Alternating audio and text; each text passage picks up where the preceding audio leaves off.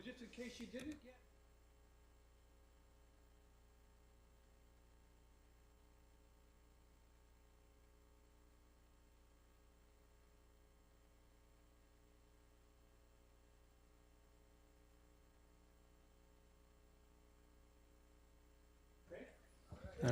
And I promise you, Council Ferguson does not have stock in a pin company.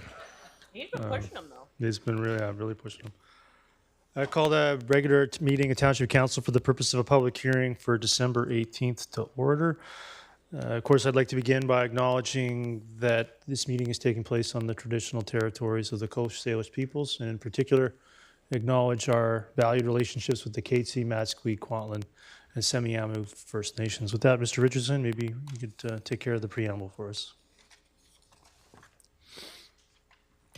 A public hearing is a statutory requirement under Section 464 of the Local Government Act and must be held before third reading of a community plan, land use contract amendment bylaw, heritage designation bylaw, or heritage revitalization agreement bylaw. During a public hearing, Council acts in a quasi-judicial role for the purpose of allowing persons who believe their interest in property is affected by a bylaw, permit, or other matter to make representations to Council either orally, by written submission, or to add comments to or elaborate upon correspondence that may have already been presented to Council concerning the bylaws. It is important to note that Council is not able to receive any additional information on the bylaws following the public hearing as dictated by case law. The hearing procedure involves an explanation from the Community Development Division on the purpose of the proposed bylaws and to hear from individuals regarding the bylaws. In order to ensure that all interested parties have a reasonable opportunity to be heard, speakers are requested to keep representations as brief and succinct as possible and no longer than 5 minutes in duration, excluding the time required for questions from Council. Speakers will be asked to state their name, neighborhood, and city for the record. And if referring to prepared remarks, to submit copies of these to the Township Clerk. Decorum must be always maintained. This includes refraining from applause, booing, or heckling. To assist with large numbers of speakers, individuals must advise the Township Clerk and sign the speakers list prior to the commencement of the public hearing. The names on the speakers list will be read out during the hearing. Individuals who have already addressed Council and wish to add further submissions will wait until the people that have not yet addressed Council have had an opportunity to speak. All submissions and speaker lists are considered part of the public record. Council members should not express their views nor debate the bylaws. However, they may question speakers to clarify particular points in their submissions. Council may consider third reading or third reading and final adoption at this meeting or at its next regular meeting. Thank you. All right, with that, can I get a motion to adopt the agenda? Moved by Councillor Rent, A seconded public hearing is seconded by Councillor Pratt. Is there any discussion on the agenda? Seeing none, call the question on A1. Carries unanimously. Mr. Richardson, item B1. Thank you, Worship. The subject Aldergrove Community Plan Amendment and rezoning applications pertain to a future mixed-use development at 27214 Fraser Highway, the 27200 block of 30th Avenue, and 2992 and 2978 272 Street. The 0.98 acre site is designated medium-density mixed use and low-density residential in the Aldergrove Community Plan. This air photo depicts a site located on the southeast corner of Fraser Highway and 272 Street. Proposed Aldergrove Community Plan Amendment Bylaw 5927 designates the site high-density mixed use. Proposed rezoning bylaw 5928 amends the existing community commercial C2 zoning to Comprehensive Development Zone 192 to accommodate the proposed mixed-use development. Staff recommends support of Aldergrove Community Plan Amendment Bylaw 5927 and rezoning Bylaw 5928, subject to 3 conditions listed on page 9 of Council's agenda. Your Worship, a total of 214 notices were mailed out. 1 written submission has been received, and there were 2 individuals noted on the speakers list. Their names are Ross Mastalar and Diane Kask, Your Worship. Great. Ross Matzelar, did we get that right? Yeah. Okay, please come forward. Yeah. Sorry, first time. No problem. Yeah, microphone there. You do not need to lean into it. It'll pick up your voice. Okay, perfect. Yeah, I've been known to be shy, so. All right. Yeah, I attended last Monday. They had a town hall meeting about the site. Spoke with a couple members of the council, some people with the township in regards to this. Quite a few of the people, not many showed up, but they're unclear what the whole intention and everything of this is. One of the thing is a non-market housing there. I believe it's about 80 units that's proposed to be on the top floors. One of our concerns is the Aldergrove infrastructure. Aldergrove schools are maxed out. The elementary schools, the staff there are quite concerned they may have to start turning away kids in their catchment. I got a young grandson coming into this school district. My concern's genuinely for him. Parkside Elementary, they had a kindergarten class that started out in a multi-purpose room with no windows. I don't know if it's been corrected to this date. Doesn't seem correct to me that we're planning on more residential in Aldergrove. I believe there's almost 500 units in the process of being developed right now between Aldergrove Town Center, some townhomes and other developments. That's going to be another substantial burden on our already strained infrastructure. And without any investment in any more elementary schools or schools period, I just don't see how on that basis alone we'd want to see this go forward. In 2006, if we include County Line, there were 5 elementary schools in the greater Aldergrove area. There's now only 2. Step backwards in my personal opinion as well. Another note is the gridlock of Fraser Highway, right? We have very little for transit in Aldergrove. I work in Port Kells. If I'm to take our public transit to Port Kells, when I went on the TransLink website this morning, it's an hour and 40 minutes each way. There's no continuity in our transit to make it feasible for these people as well. When I was at the town hall meeting, one of the people from the township I was talking to, I understand they probably put a lot of time and energy, like it looks like a wonderful project, and maybe taken a little bit aback and told me whether I like it or not, Aldergrove's going to grow. Like I said earlier, with these 500 homes or 500 dwellings coming in, that's substantial growth. I've been in Aldergrove most of my life. My family's been in Aldergrove. I think next year will be 90 years. So we have seen growth in Aldergrove, and it looks to continually grow. But 80 more non-market units coming into Aldergrove. We already have the lion's share. We have 49% of the township's non-market housing there. I don't know about our fire facilities or anything like that, if they can even handle the Aldergrove Town Center that's already on the go there. But yeah, I think we're saturated right now without any infrastructure, anything like that. I really am not a proponent of this, and I know a lot of the Aldergrove old timers and other people, their concerns are similar to mine. I was at my 6-year-old grandson's birthday party on the weekend. Some of the mothers there, they're too busy, too tired to be here. Their concerns are the same with the crowding of the schools. So I would actually caution to have any more development like this move forward till we've done that infrastructure. Basically, that's all I have to say about that. And I thank you guys for your time. Yeah, great, thank you. Not bad for your first time. Next speaker, Diane Kask.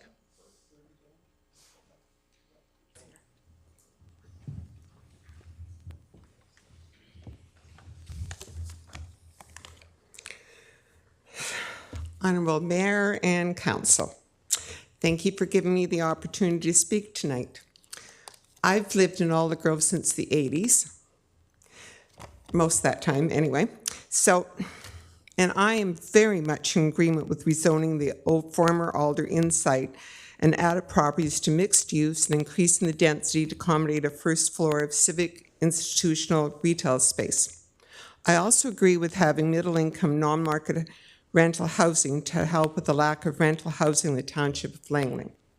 It is very difficult for middle-income earners to find accommodations.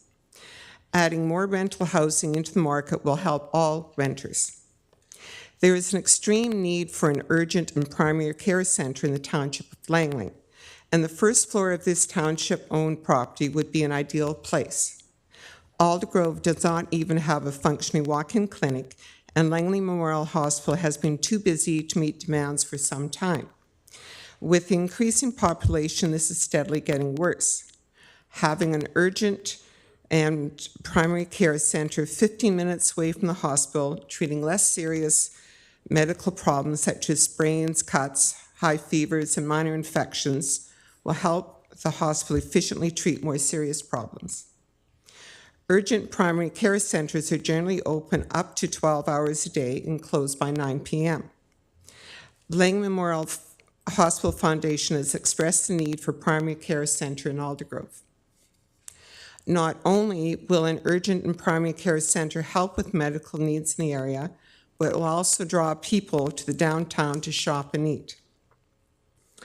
Other uses for the first floor would be businesses that meet the everyday needs of the public, like a bakery, coffee shop, produce store, children's wear, a licensed restaurant, and short-term rental meeting space, which is at a premium for those working from home.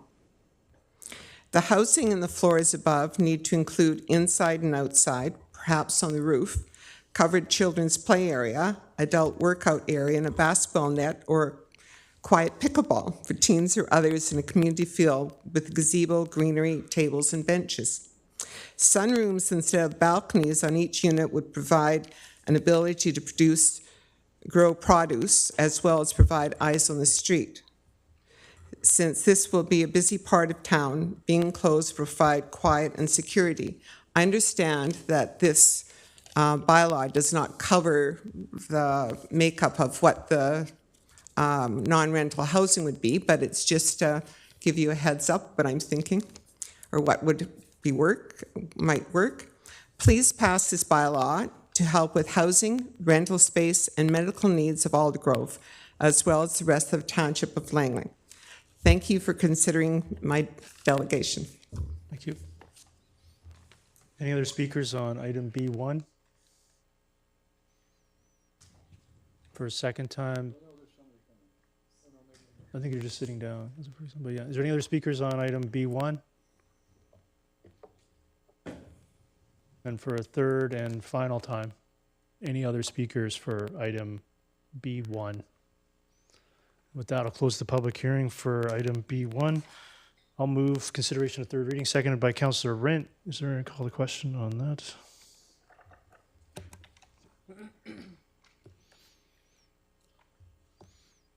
That carries. Councillor Richter opposed. I'll move third reading. Is there a seconder? Seconded by Councillor Rent. Is there any discussion on B1?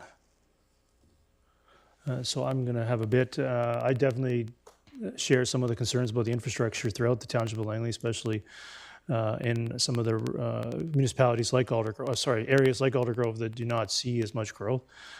We have the Aldergrove Town Centre going in as well, which is going to create some challenges. There's going to be a new transit exchange.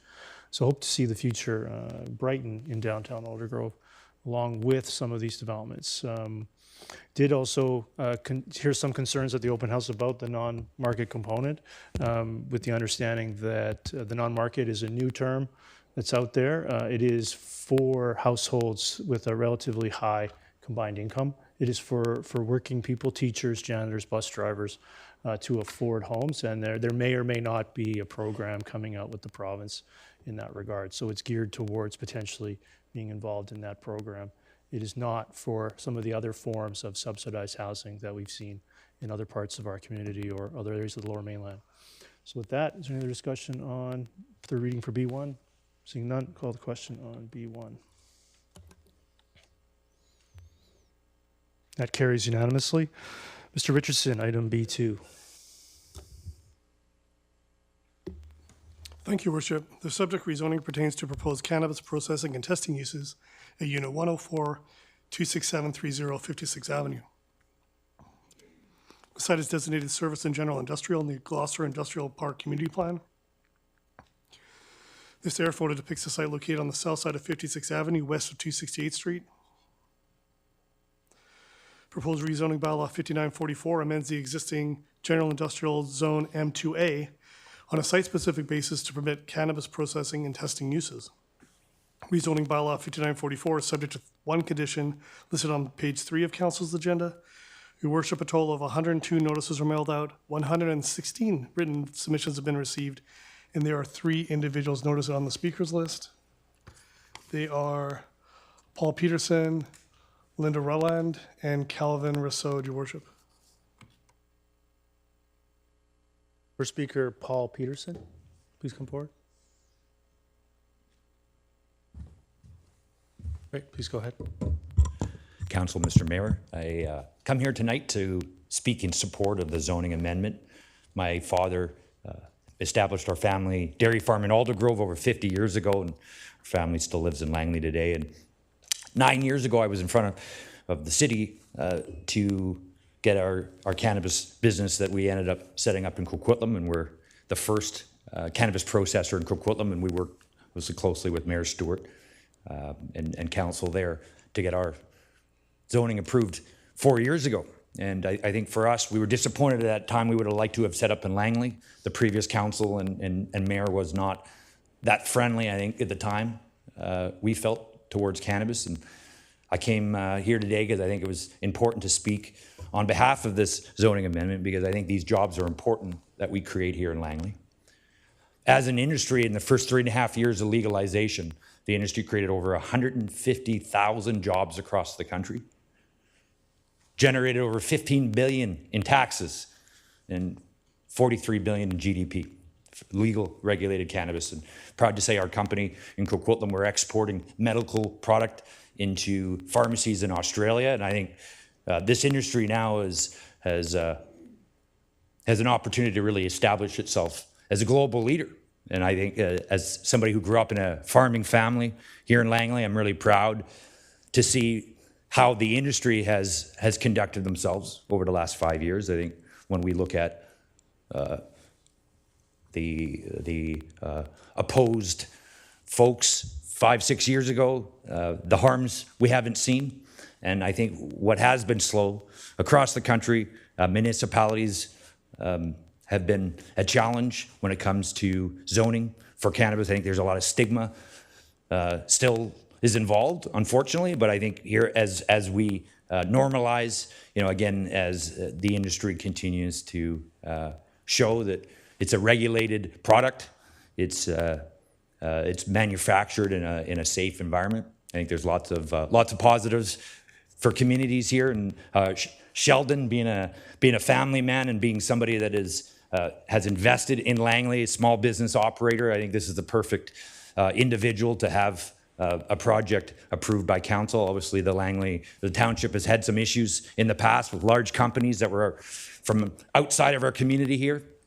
I think it's very important that we support small business and that council creates an environment where business can get done and jobs can get created here in our community. Thank you, everyone, for your time. Great, thank you for your submission. Next speaker, Linda Rowland. Get that right? Please come forward. Yeah. It's my first time as well.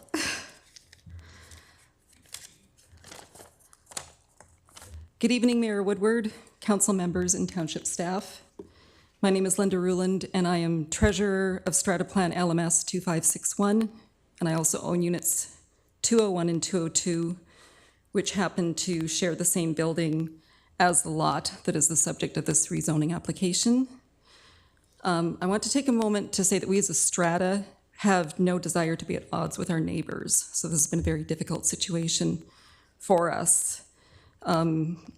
We are at a loss to understand why the proponent of this rezoning application would want to jeopardize the owners of the other units in the complex for the sake of their own, pursuing their own agenda.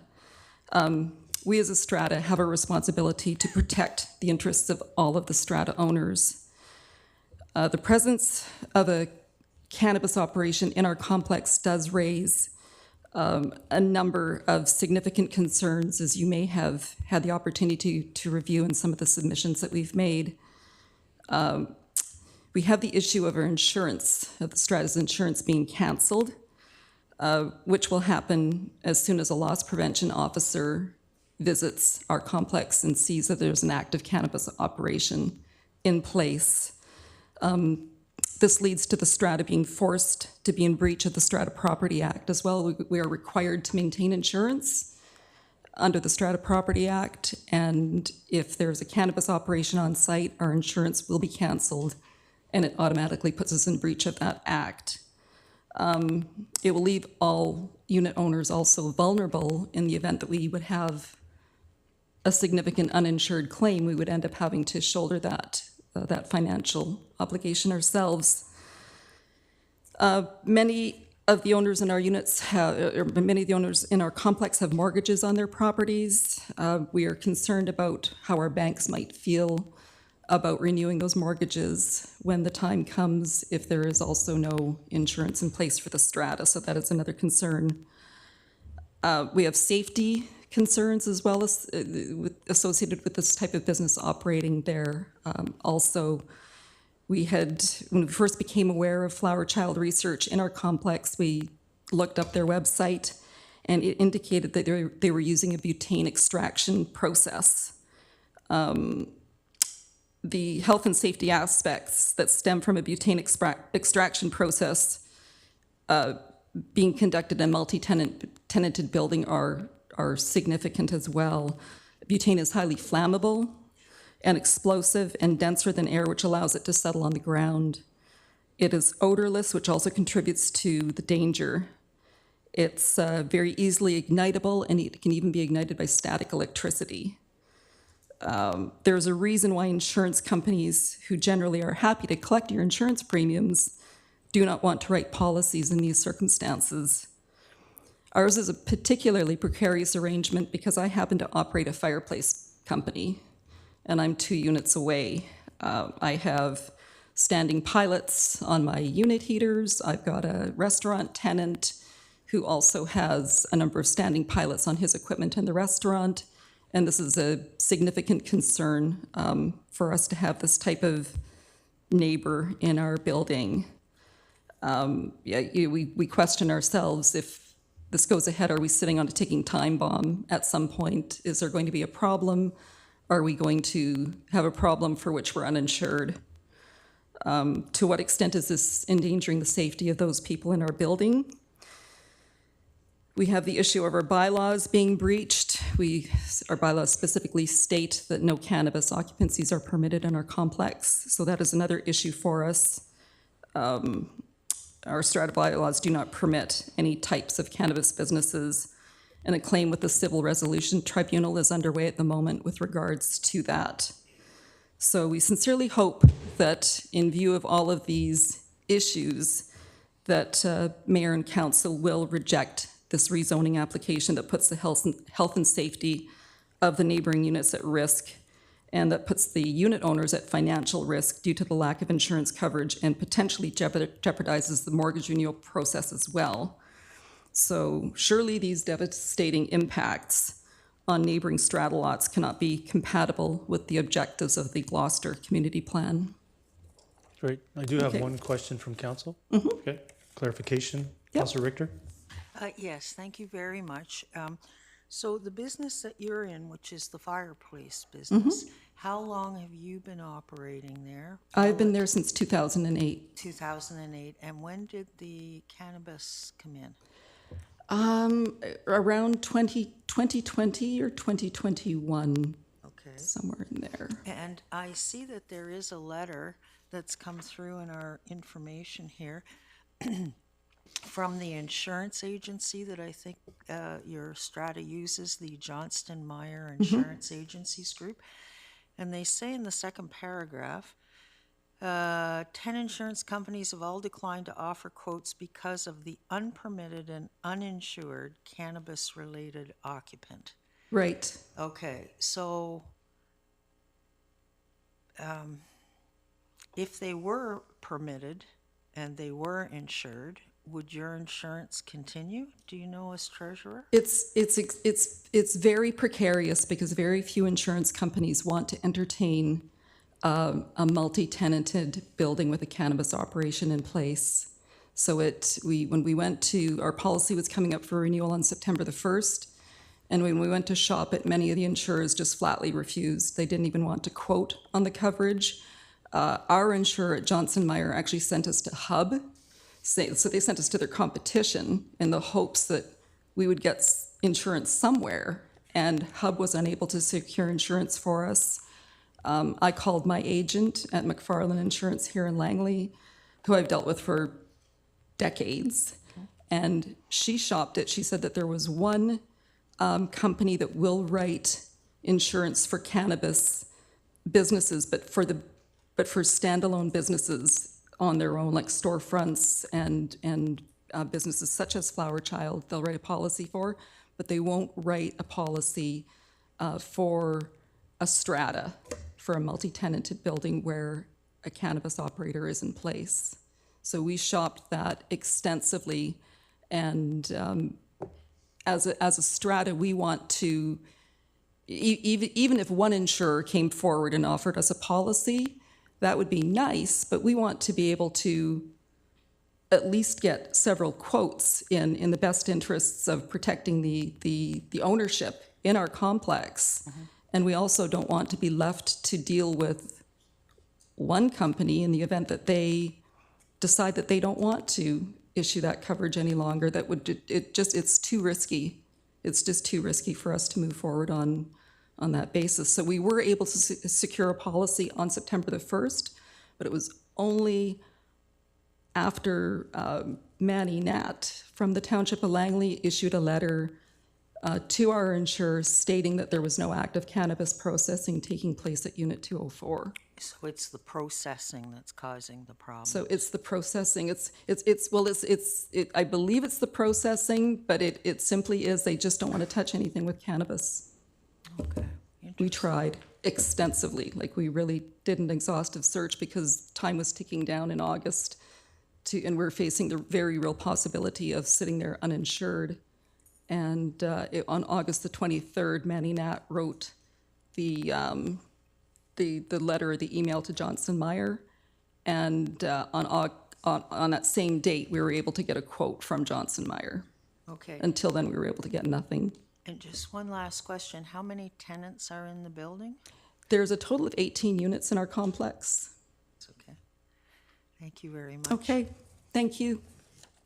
I have some more questions. Please come back. I have some more questions. Councillor Ferguson, go ahead. Yeah, thank you for coming, Ms. Rulon.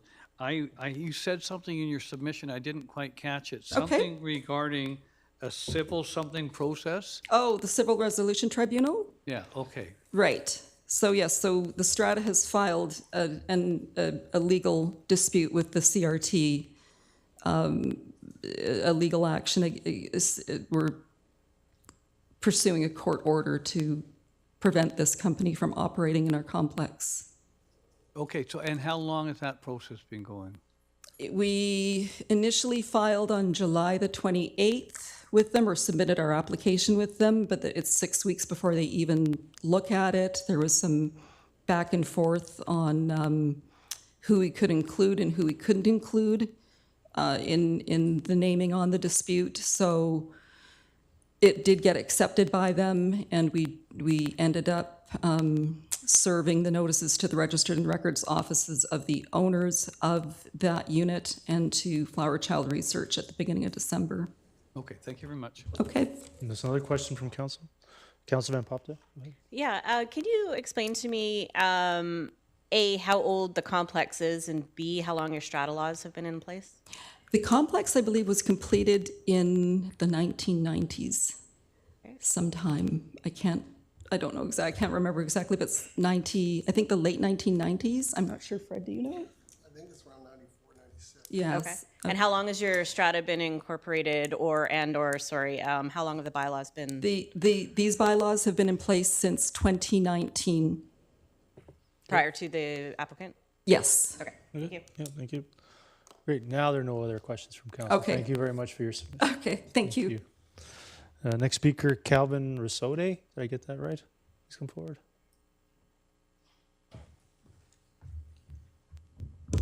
Thank you, Mayor and Council, for your time today. I'm here as a township resident, but also as the Vice President and Director of a BC Life Sciences company, Brains Bioceutical Corp.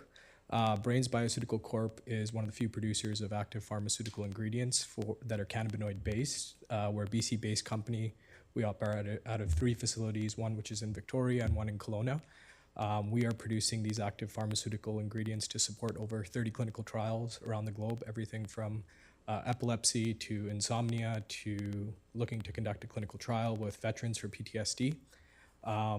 The application in question today I'm here in support of because this type of application with the licenses that they held could be a potential supplier for the work that we're doing.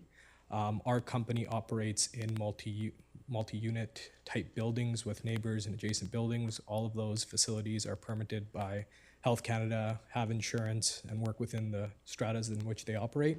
I would say our commercial capacity is probably 30 times what the application in question is today. And we are enabling a lot of clinical research around the globe. You know, oftentimes when we talk about cannabis applications, we're only looking at it purely from a recreational point of view, but there are wide uses and emerging BC Life Sciences companies that are doing this work outside of this.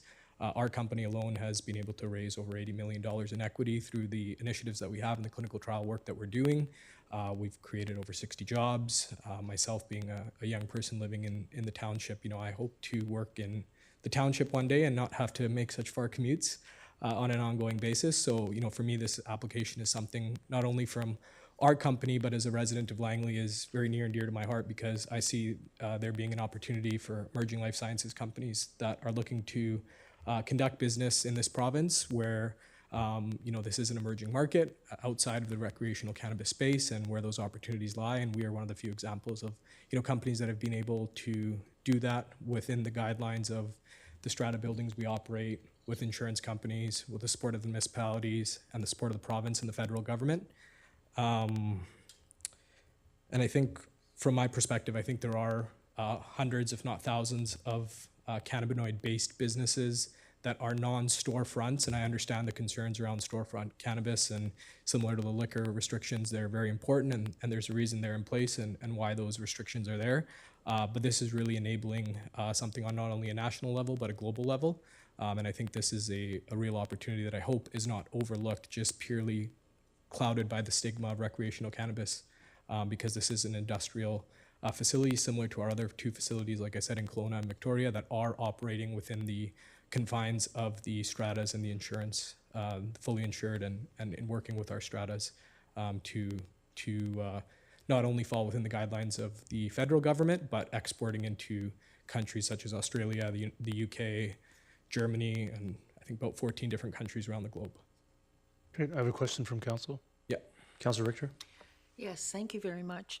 Now, the company you work for does the same sort of extraction? Do they use the same equipment, this butane extraction equipment? So out of one of our facilities, we do butane extraction. We take crude material and we purify that material. So we isolate individual cannabinoids. So, you know, the only way to really enable clinical trials with cannabinoids is to isolate each individual cannabinoid and then study that individual cannabinoid. Yeah. So our primary offering is CBD, which is a non-psychoactive cannabinoid that's being used in about 3,000 clinical trials globally at the moment.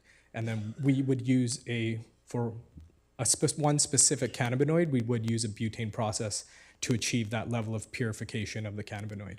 Okay, and you have no problem getting insurance? No, we have no issues getting insurance. And can I ask what company you use to get insurance from? That would be our corporate operations who handles that, but I'd be happy to get a copy of that or get that information and send it in if that would be helpful. Okay, and when you're doing this process, is there an odor attached to it? In my opinion, there's not an odor attached to this process because it is not the cultivation of cannabis flower. So there isn't an odor that you would get, for example, with cultivating cannabis flower. Okay, so this company that you're speaking in support of, do they Are they using cannabis flower, or are they using the same types of raw materials that you use? My understanding is most processing facilities like ours would use similar materials, but I can't speak to the applicant's business plan because I'm not intimately involved in that business plan. But if it is processing, which we currently do as a company out of 2 facilities, then it would be a similar process. Okay, and in the building that you're in, how many tenants are in that building? Is it a strata building? too? Yeah, the one in Victoria is actually, it's a 6 stories office type building. We've got a safe in there, a lab. That one's got to have at least 30 plus tenants in the building itself. And the one in Kelowna is very similar to what you see on the applicant here. It's an industrial type area, and it probably, joining our unit is probably about 5, but the whole strata itself, I would say is bigger than the application in question today. Okay, and last question, at what age is the building that you're in right now? The one in Victoria is, Well, not the one that's 30 plus tenants, the one that's like 6 tenants in a strata. I don't know off the top of my head, but if I had to guess, it was built in the early 2000s. In the early 2000s, okay. Like we've had to replace a roll-up door on the unit, for example. So it's had enough. It's been there for long enough that the roll-up door had to be replaced due to the age of it. So there's no odor because of the materials The that type you're of processing? the processing license, which is different from a cultivation or a nursery license, which would be different types of applications or different type of business. All right, okay, thank you. Great, thank you. Thank you. Is there any other speakers on item B2?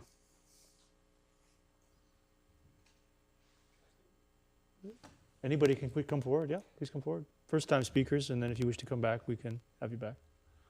Just need your name and neighborhood for the record. Justin Chorbajian. I live in Township, Murrayville. Been there for about 17 go years. Ahead. Yeah, please go ahead. So I'm a complete, this is nothing new to me. I'm an expert on cannabis. I tour facilities all over the world. It's fear-mongering when you're talking about a butane extraction facility. What they're in need of is a C1D1 facility, which costs a lot of money, but guarantees there's going to be no chance of explosion. So it's a weak argument when you're talking about a facility like this that's going to have to meet certain requirements. Also, I was directly involved in the Allard case when they were talking about legalization, and they talked about fire, mold, and crime. And in that federal case, they were able to knock down all reasons. They were not able to substantiate crime, increase of fire, or potential of molds. Also, when it comes to odor, I sell carbon filtration and can guarantee no odor whatsoever, even in an adjacent wall. So odor mitigation is completely able to be done.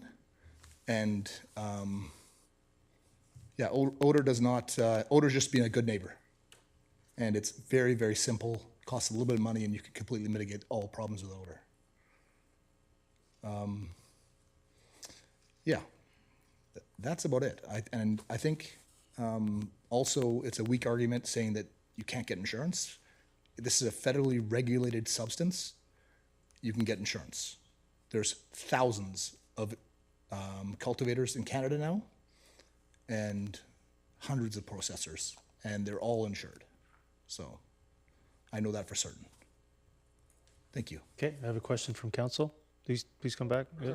Councilor Richter, go ahead. Yeah, so you mentioned the C1D1 facility? And that's like, what, a certification? No, a C1D1 facility is basically a fully built out room within a room, and it has full evacuation of air, so that if there is any potential butane leaks, it is, it's a unit that you can buy all built out and bring directly into the garden, and it's 100% safe. It's, they go, like, it's laboratory equipment, they go to the nth degree to make sure that this is 100% safe. Okay, and you're here speaking in favor of? Absolutely. Yeah, okay, so do you know if the applicant in this case has a C1D1 I haven't been to the facility, but he would not be able to get licensed without it. It's something that the fire marshals would look at and ensure that there's that safety. This is not something that can be done in your backyard. She is absolutely correct. It can be very dangerous, but with legalization, insurance, you're going to have a C1D1 facility. That's not, it's not negotiable. Okay, and one last question. You said there's lots of insurance available. Who tends to be, or what company tends to be the predominant insurer right now? I would have to get back to you. I don't know, but you wouldn't have all these businesses in Canada that are federally legal uninsured. I know, but it seems that there are some companies that choose not to Sure. insure, and the issue is probably who does insure. So what's transpiring right now in the States, it's being pushed out from a Schedule 1 drug Yeah, to a Schedule 3. The moment that happens, it's no longer be regulated from the UN perspective. It's going to change entirely. And the problem is when you're dealing with banks that are tied to the US, there's been issues with banking, there's been issues with insurance, but you would have insurance. There's insurers out there that would have no problem. You wouldn't have thousands of people already licensed without insurance. okay, Virtually impossible. thank you. Thank you. Okay, thank you. So just do first-time speakers first. Is there any other first-time speakers, submissions from the public on B2? For a second time. I'm first, but I go last, right?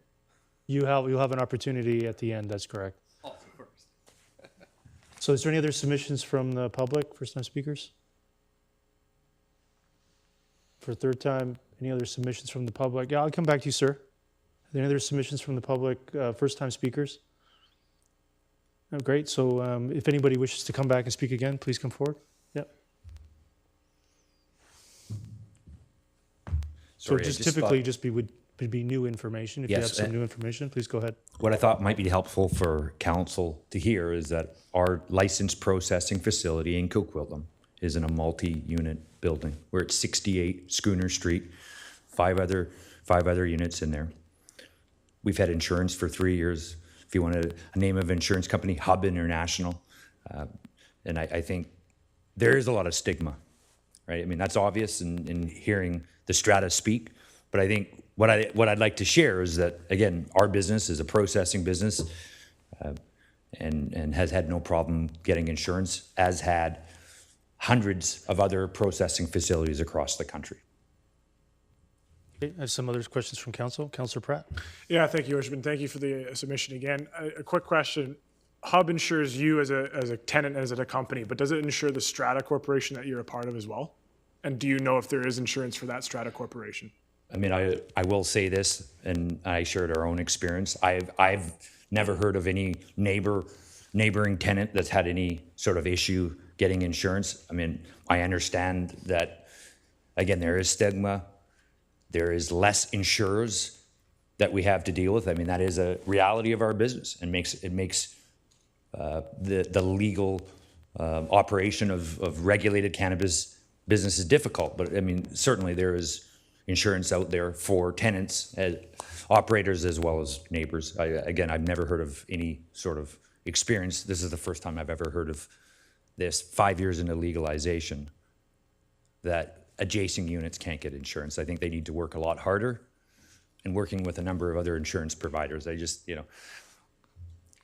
I don't think it's right for bad business and people unable to source insurance to hurt neighboring businesses. No, I think we have your point. Yeah. Thank you. Councillor Richter, go ahead. Yeah, just as a follow-up on this one,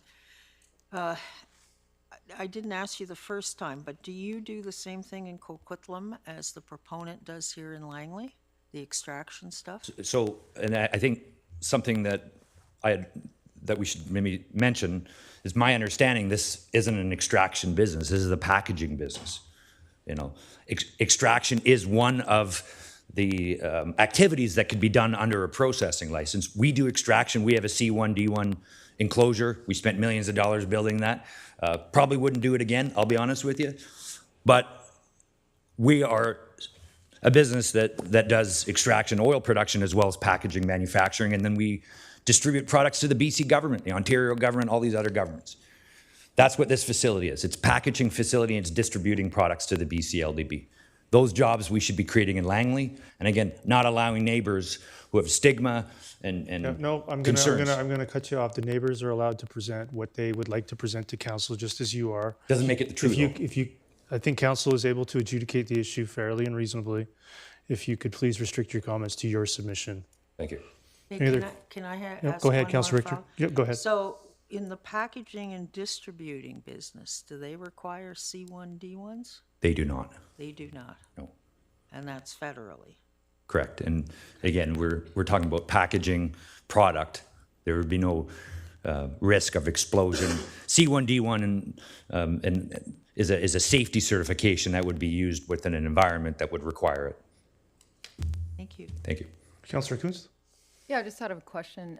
If the company that you, your company, has it had a difficult time with, mitigating odor, or is there odor, and how have you been able to? We've dealt with odor with the HVAC that we set up in the facility, as well as a carbon capture, and we've luckily had a great track record with the city, and we've been on top of engaging with the city of Vancouver. Sorry, I say city of Vancouver, Metro Vancouver as well on some of their studies as well on odor. So certainly we've been involved, I think, in developing some of the regulations here over the last few years as a company that's been a good operator and had a good track record with dealing with our neighbors as well as the city of Coquitlam. So would there be a difference in the type of odor if you're doing extraction versus packaging? There would be the most odor in a cultivation-based business during harvest, technically, and then extraction would be probably a little bit less odor than that, and then packaging would be virtually no odor at all. Okay, thank you. Great, thank you. Is there any other submissions from the public on item B2? Please come forward again. Yeah, if you have any other additional information.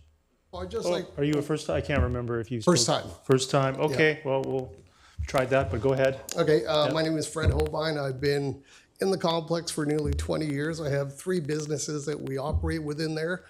We employ 36 people. We started with 3 people, including myself, and have grown the company, close to 20 years. I want to address the point of the insurance. We have finally received or been able to achieve assurance as a strata group. My businesses personally, all of our 3 businesses have been paying and have our own personal liability insurance, which is separate from the strata insurance, which is the issue that we're dealing with here, which is contingent on no cannabis processing. So I just wanted to clarify that point. Great. Thank you for that. Okay. Do we have your name and I just want to make sure the clerk has your name and. Fred Holbein? Yep. Great. Yeah. Excellent. Thank you. Oh, I have a question from council now. Councilor Richter, go ahead. Yeah, so your insurance company is saying no processing, right? The Strata Insurance Company is, and again, the previous gentleman mentioned Hub Insurance. Hub Insurance was one of the other carriers that also turned down, our request for a quote Okay, for our Strata. so packaging and distributing, is that the same as processing? I'm not familiar with, the whole cannabis industry, so I can't really comment on that. Okay, thank you. All right? Great. Thank you for that. Thank you. Thank you. Is there any other submissions from the public, first or second time speakers? You absolutely can, sir. Yeah. Please come forward. Ross Mastelar. I have over 3 decades in the HVAC industry or family business in Aldergrove. I have helped set up the HVAC for a lot of these. I don't know the operating company name, but Blisco by the Golden Ears Bridge has one of these facilities that they deal with the extraction. They have a special room. We put in sensors, redundancy, everything according to the fire marshal to make it safe. We've done some in Surrey, and these are all in Strata warehouses. I cannot comment on the insurance, but I have done the HVAC in a number of these, and there is one in Township in Port Kells area, Blisco. They're now transferring over their name. They're changing what they do in there now, but they've been in operation for a couple of years, so we already have one of these in our township doing it. I don't know if they went through this process or not. As far as the smell and everything, there's great technology. There's abaters to make sure anything exhausted is safe. I also did the maintenance on the former scientific lab that was just to the south of us here, and the stuff they had in there scared me a lot more than what these guys are dealing with. So I just, from a professional HVAC point of view, it can be done, totally impartial. I have no investment in these guys unless I give them my card. So yeah, I've seen it done. And again, I'm sure these places have insurance, but I cannot comment on that. Thank you for your time. Yeah, thank you. Any other submissions from the public on item B2? And for a second time, any other submissions from the public on item B2? Third and final time now. Any other submissions from the public on item B2? So with that, we'll close the public portion of the public hearing. If the proponent would wish to come forward and make a submission, now would be the time to do so. I'm gonna let him speak first and then I'll Okay.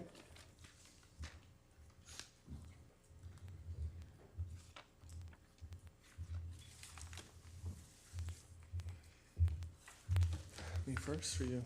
Yeah, you go first. First time speaker here. I wanted to say thank you to Mayor Woodward and councilors.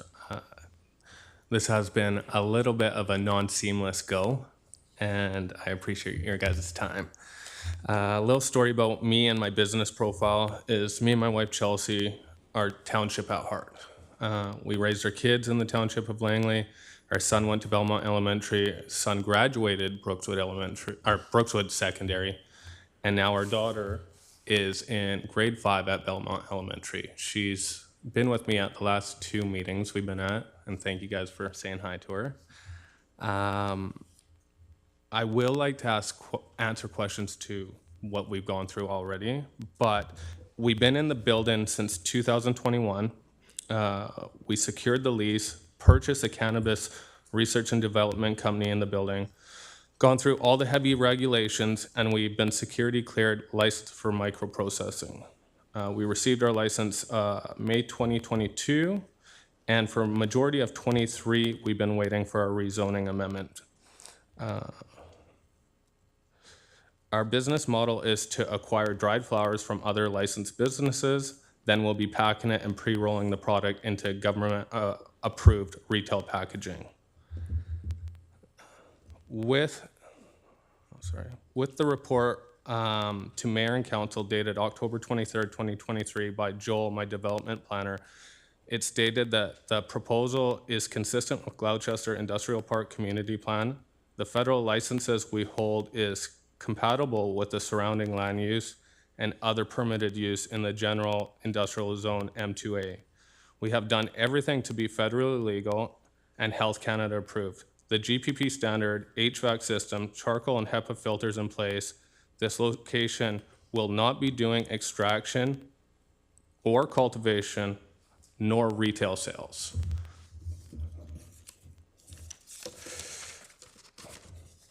The things Flower Child Research is bringing to our community: employment to the Township of Langley, reducing illegal or illicit activities, regulatory compliance with Health Canada, CRA, and the Township of Cannabis, bringing economic growth and safe and controlled cannabis to the community. The Township of Langley has all the rights to make the decision about the rezoning amendment, but should not be pressured to decide because of the strata or allow them to hold advantage. The owner of my unit 204 sold me a cannabis business, and the dispute should be a private matter between the property owner and the strata, not using the township as a tool to back them. I want you to know that through this process, strata has told me that they do not talk to anyone other than property owners, so this information I'm learning on the go. The only other contact I had with strata was a letter for inspection, and no one showed up. Their main issue is in regards to insurance, and I have forwarded their contacts to the right broker with no response back from strata. I would also like to remind you, I have proper business insurance in place.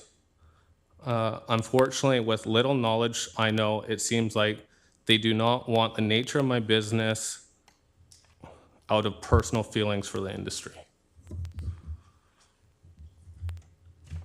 May we please get your name for the record? Oh, sorry. Sheldon Panrock. I apologize. I thought we had that as part of the proponent records, so it's great to get that. So thank you. Do you have another submission from, is it presumably you're the consultant? Yes. Yes. Yeah. I have questions from council, but let's get both submissions first and then deal with questions. Yeah, thanks very much. My name is Dougal Smith. I'm a senior consultant with Rising Tide Consultants in Vancouver. And I'd just like to talk a little bit about the regulatory rigor of the cannabis industry, the cannabis market, safe communities, and just clarify some of the questions that were brought up earlier around issues like insurance and WorkSafe BC and these sorts of things. So a little bit about myself. I was formerly the provincial deputy general manager of the Liquor and Cannabis Regulation Branch. So I was central to the design of the retail cannabis regulatory system in this province. And in that role, while I didn't work for Health Canada, I worked extensively with the federal regulators that regulate the growth and processing, the production side of the cannabis business. We operationalized over 450 cannabis licenses across the province and worked extensively with the RCMP and other police forces all through the province, and also worked with the Union of BC Municipalities and a variety of local governments. So I consider myself to be quite knowledgeable about the legal cannabis industry, and I think there, as other speakers have noted, there's a lot of preconceptions about the industry, and some of it's somewhat counterintuitive. So I would just start by saying the regulatory process that's in place for processors, as it is for retailers, is incredibly robust. Getting a Health Canada license for processing is not an easy feat, and the screening for that process is rigorous. In terms of the work that we did in the retail sector, we worked extensively with the RCMP, so much so that I would say one of the interesting observations is that the walls that we set up to keep people out of the legal cannabis industry were high enough that no one really got into it. But what it has meant in this province is we have a really strong illegal cannabis industry that is, we found it really hard for it to go away. So the resilience of that illegal market is really important. And I think when we make decisions about cannabis, we have to always be thinking about how do we ensure that the illegal market can't keep its foothold in the province.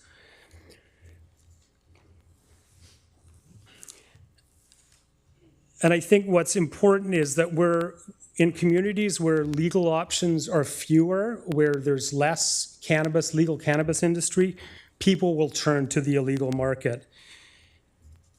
In the cannabis survey of 2021, conducted by British Columbia, 55% of respondents identified as supporting the legal market exclusively. So there is a very strong illegal market too. 27% of those people reported that they would get their cannabis from both legal and illegal sources, and 32 said that the most common reason that they buy cannabis from one place was about convenience. So again, the illegal market continues to pose a huge problem in this province. And the best thing that we can do is to ensure that the whole supply chain for cannabis across the country, from growers through to producers to wholesalers to retailers, is supported at all levels of government. And I think supporting a business like this helps ensure that we support the legal industry and ensure that we do what we can to try to counter the illegal industry. And, you know, having reviewed the people that from the illegal industry who have tried to get into this legal industry, I can assure you that these are the people that, as a community, we need to be concerned about. It's not the people who are going through the processes and the rigor that this gentleman is going through to get his license, to get his WorkSafe BC, to get his insurance. So yeah, so that's really my points around the importance of why we need to support this petition and this industry more broadly. just on one point of clarification, I'd just like to add that there was a question about the potential gases and dangers from emitting gases that may impact other businesses like the fireplace business. This business has been WorkSafe BC certified, and I have the details about when there was a WorkSafe BC inspection. So I think that's a red herring here. The issue between the strata and the owner is before a civil resolution tribunal, and I think that's an appropriate place for it to be deliberated and resolved. And in terms of the insurance company, I have a letter from an insurance company here that speaks to 4 different quotes they received from different insurance companies for the building that has the cannabis operation, for buildings without cannabis operations, premise liabilities, and directors and officers liability for the strata board. So I think, again, the issue of insurance is another red herring. Thank you. Okay, I do have some questions from council. Sure. Councillor Pratt, go ahead. Yeah, thank you, Your Worship. And I guess to your point, you just raised it, that was going to be my question. And I think you mentioned having a quote that would seemingly get to the crux of the issue. And so I'm curious, though, does the quote that you received address the specific concerns that the strata bylaws have put in place? And because if so, terrific. If not, we seem to be in a kind of never-ending cycle of... We're in that cycle. Strata does not talk to me. I am not property owner, so they don't share any information. My phone number is on the door along with the sign. I'm endlessly able to be contacted. I am unfortunately finding out this information from the affidavit from the township. So I can't do a quote for insurance on it without conversating with Strata and see what we need. But at this point, that's not an option. Okay, thank you. Thank you. Councillor Richter?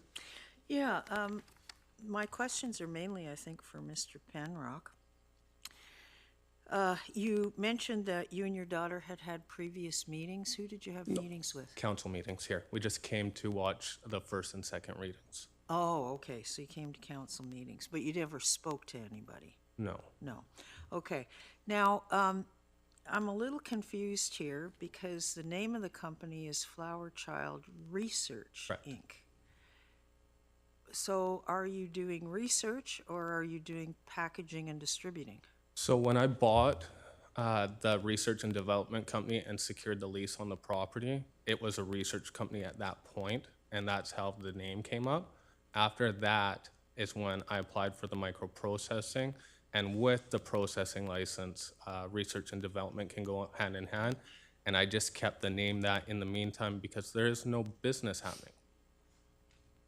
Okay, so you're not doing research. At this time, no. I'm not doing nothing at this time. All right, but if you were up and running and working tomorrow, what would you be doing? Like, I'm not understanding this. So the research goes hand in hand with different products coming out where we could secure to see what markets, like what cannabinoids or what flowers, and the industry is growing so much that you just don't take a certain SKU and put it on the market. So you have to get feedback, you have to see what works for, if it's going to medical patients. There is still research and development with it.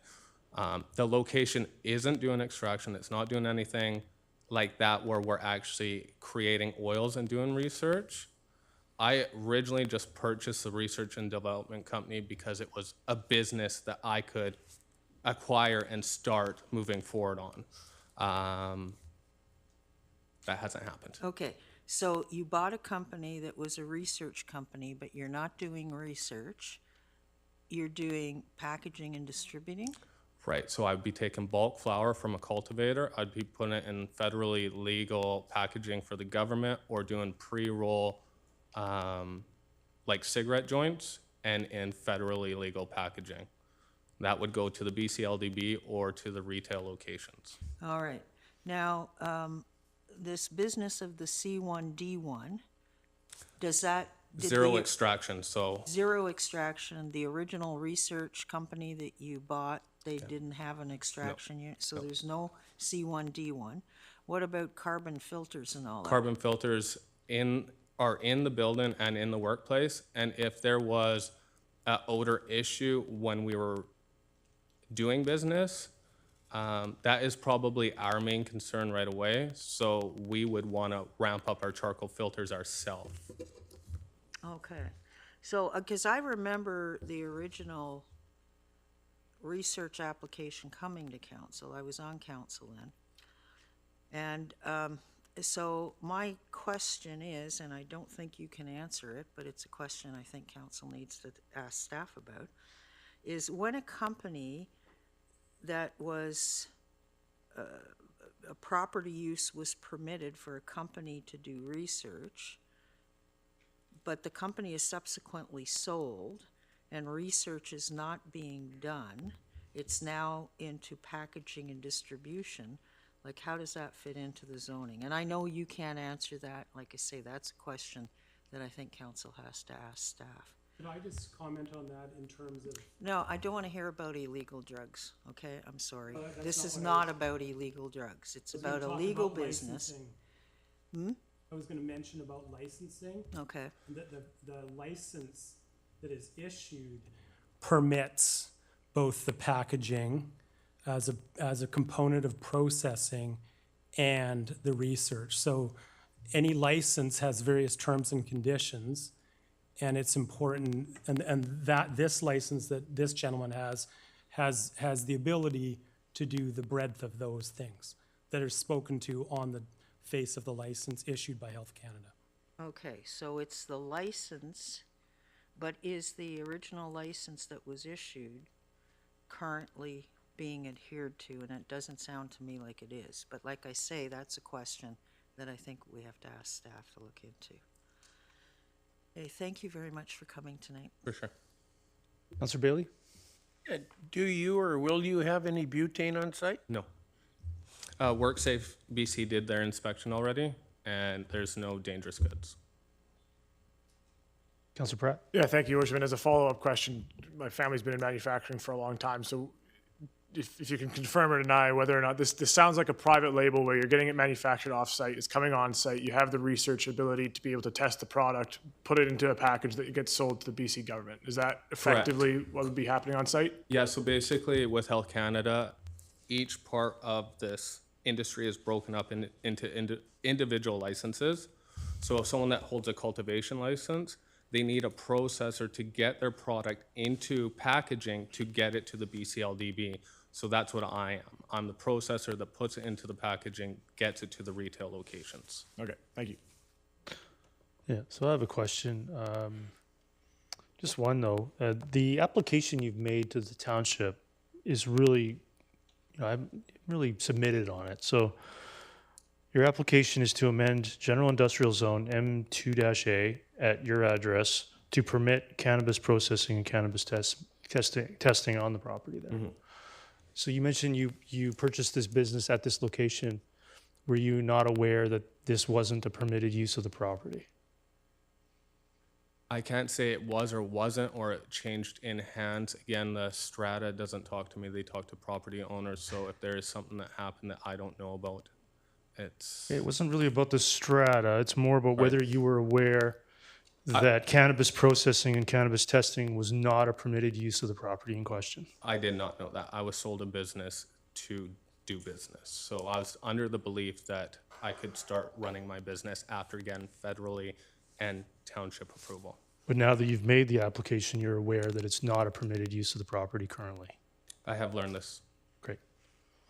Go ahead. Yes, Councillor Van Popta, go ahead. Just a quick question. So you're going to be bringing in raw flour. Correct. What is the volume that you're going to have on site at any one time?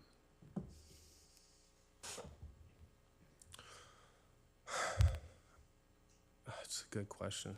With a microprocessing, you're allowed to process up to 600 kgs a year. That's your cap.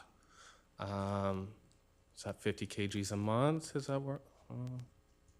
No.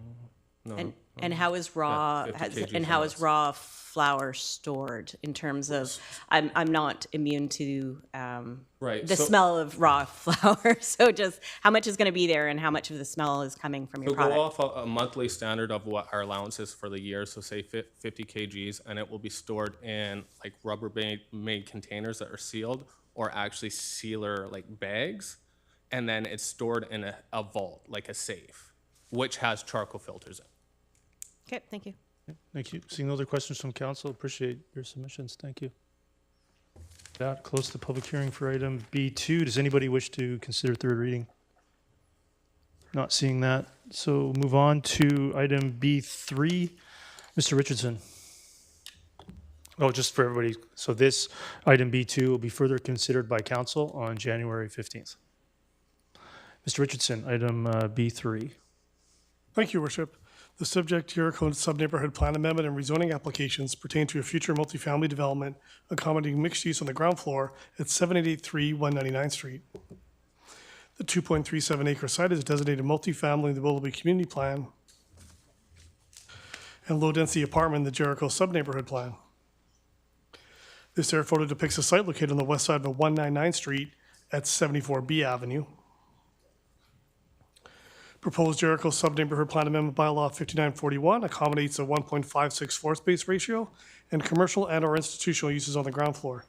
Proposed rezoning Bylaw 5942 amends the existing suburban residential SR2 zoning to Comprehensive Development Zone 196 to accommodate the proposed use. Staff recommends support of Jericho Sub-Neighborhood Plan Amendment Bylaw 5941 and rezoning Bylaw 5942, subject to 9 conditions listed on page 8 of Council's agenda. Your Worship, a total of 89 notices were mailed out, no written submissions have been received, and there are no individuals noted on the speakers list. Great. With that, are there any submissions from the public on item B3? With that, second time, are there any submissions from the public on item B3? And for a third and final time, are there any submissions from the public on item B3? Seeing none, I'll close the public hearing from item B3. I'll move consideration of second reading, seconded by Councillor Rint. Call the question on consideration of third reading of item B3. That carries unanimously. I'll move it. Is there a seconder? Seconded by Councillor Bailey. Is there any discussion on item B3? Seeing none, call the question on B3.